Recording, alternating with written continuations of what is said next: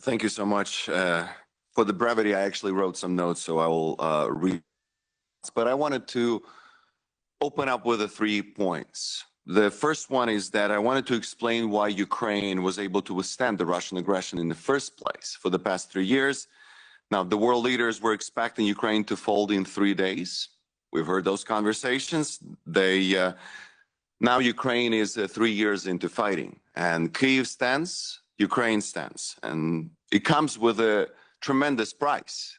We're talking about the price of weakness. Ukraine has shown the strength, but that price comes in tens of thousands of dead people, raped people, kidnapped people. I lost 3 friends personally on the battlefield. 4 relatives are fighting right now. They're in the armed forces. 2 of them are in the front line. 1 was just recently wounded. This is the reality. This is the price that Ukraine is paying. That's why Ukraine is standing. Which brings me now to the second point. We need to understand that if Europe does not help Ukraine now, it will pay a much higher price in the future. Russia has been emboldened by a relatively weak response from the NATO countries. Just the other day, NATO secretary spoke that Russia produces in 3 months what all NATO produces in a year. Now, so why should Russia stop at Ukraine then? It is much more expensive not to support Ukraine. According to a recent report by the American Enterprise Institute, quote, a Russian victory in the war would cost the U.S. over $800 billion more than supporting Ukraine now. $800 billion.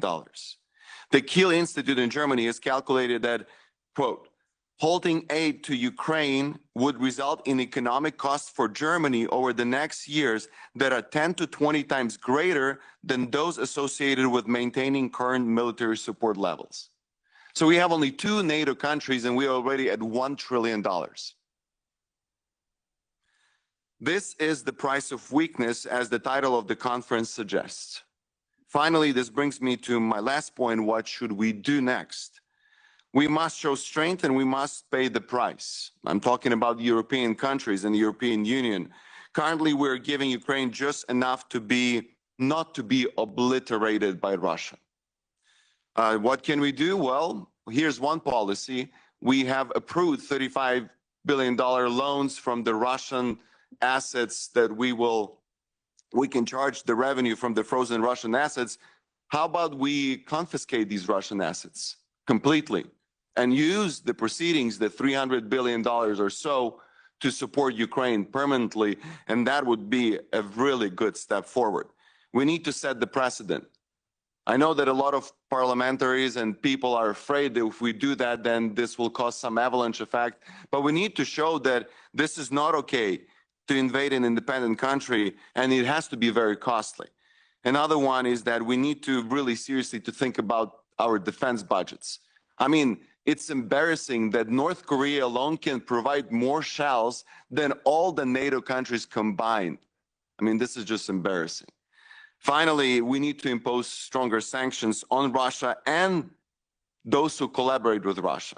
Just recently, a report came out that the European companies have paid in 2024 $3 billion in taxes to the Russian government, to Kremlin.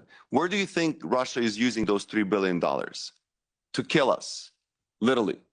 We are helping Russia to kill us. As John McCain once said, there is nothing that provokes Putin more than weakness. We cannot afford to be weak because the price of weakness is far higher than the price of strength. Thank you.